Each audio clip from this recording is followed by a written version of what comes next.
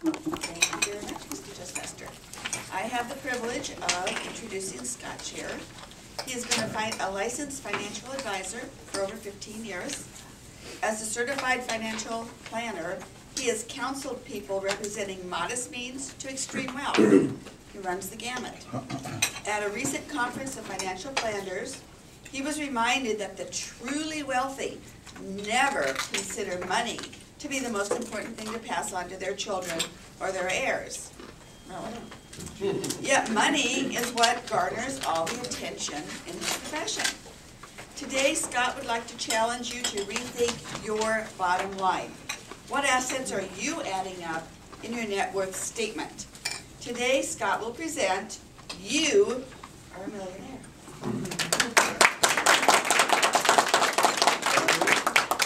Thank you for that introduction, Debbie. As a certified financial planner, I help people to accumulate wealth and invest it wisely. And during my conversations with clients, they oftentimes gravitate to, how much am I worth? And that worth is usually measured in terms of a net worth statement. For the truly successful, that net worth is in the millions. Now, $1 million, that's a lot of money. I mean, if I were to give you $1 million right now, that would probably accelerate you to retirement. Maybe it would significantly improve your lifestyle. Shoot, it could change your life. $1 million.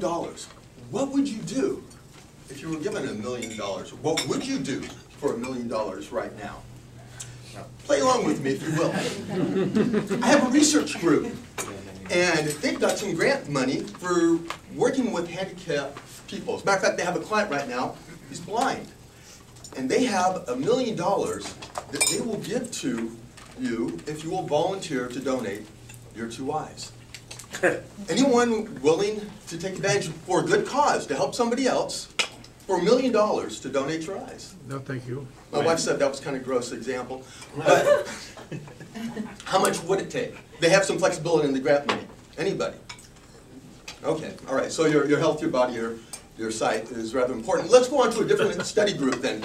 This one is focused more on family relations.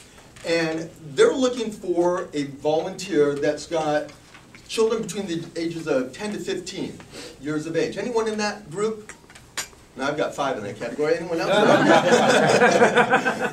Anyone? Okay, well, all right. They're looking to stay to the preteen to teen years.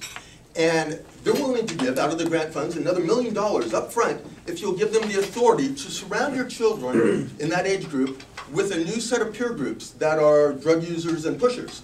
And they want to study them for 5 years just to see the impact of that peer influence on them. And again, as part of the study, though, you can't dissuade them from their peer group, and you have to basically ignore any bad decisions that they're making. For $1 million? No.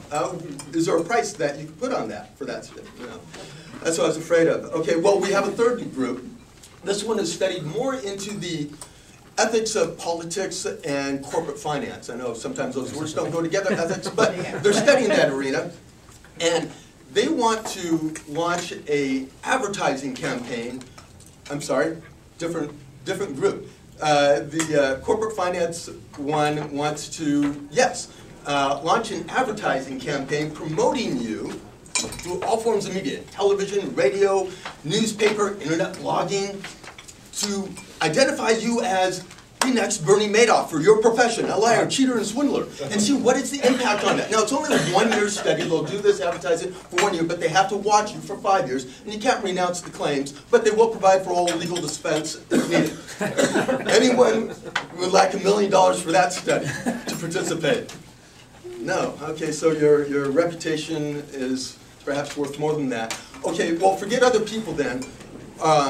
I have one more study group. This one's an interesting one. It's our prison fellowship group. Now, you don't have to go to prison for this study, but they do require that you go into solitary confinement. Just for 1 year, you'll still have full internet communication with anyone, minus a webcam. You just can't have direct physical contact or relationship with your family, friends, and co-workers. And again, they'll give you the money up front. It'll be held in trust, earning interest. Who knows what it could be worth after 5 years. And you have a chance to get out of this one after just 1 year when they do their psychological study to see how you're doing. Any volunteers for this study? To sever your relationships for 1 year. Oh, okay. No, They're therapists in the house. Okay, so. Can I bring the dog? That's a possibility, all right. But for the rest of you, your relationships are maybe worth more than $1 million.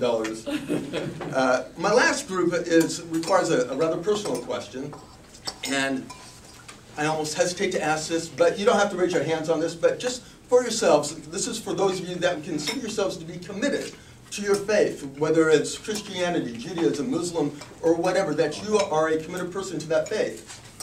They have a unique proposition. It actually started a couple thousand years ago, the genesis of this idea, but they will give you $1 million to publicly denounce your faith, blaspheme against your God, and basically live a lifestyle contrary to what you professed. 5-year study, they'll just observe it, and after that you can go back to your regular life. Anyone willing to participate in that one? Kind of an interesting twist, maybe. Any price for renouncing your faith? Publicly? Perhaps not. Okay. You know, it's interesting because you've said that several things are worth more than $1 million, or perhaps even priceless.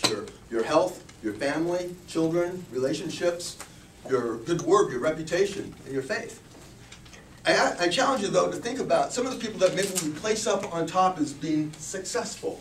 Those people who have amassed millions of dollars, that we might say, there is a person. That's where maybe at one time maybe you said, I want to aspire to that place. But as you think about those people, and really think about a few, you might think that there was a lot of stress involved in that singular focus that they had. Stress, you know, results in wear on your lining, ulcers, on your heart, stress, heart attacks, strokes perhaps, definitely a shortening of life. Perhaps that's even worth more than your eyesight in extended life. Many of those people in their singular focus on that goal might have neglected their family, their children. Their children in seeking relationships might have sought out others for their relationships. Maybe others who were experiencing absentee parenting, and maybe they turned to friends who promised them a new way of experiencing relationship via drugs or other means. And so they encompassed a new peer group. Some of those in their singular focus towards achieving that ultimate goal saw people not as friends or relationships to be had, but as tools to be stepped upon to get to the top. Once they did get to the top, found out that it could be very, very lonely up there. And once there, they might have realized too that the way in which they got to the top at some point catches up with you, doesn't it? As we've seen with Enron, AIG, Bernie Madoff. And your reputation, once lost, once destroyed, it's very hard to ever get back. And it not only is it destroyed, but oftentimes the whole life and family with it. And of course, if someone has made money their ultimate goal, their focus, it's really become an idol for them, hasn't it? And so, in effect, they have already disowned what they might have professed as being important to their God prior to that. But fortunately, none of you fall in that category because you all recognize the value of what's really important. And in this season, when we're going around and thinking about what is important, what you could give thanks for, I would encourage you to realize that you are all worth more than $1 million. You are all priceless, and what you possess is priceless.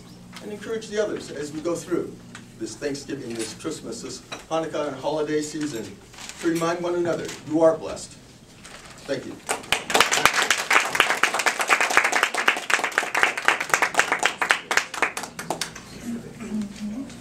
Thank you, Scott. That was excellent. Let's take a minute.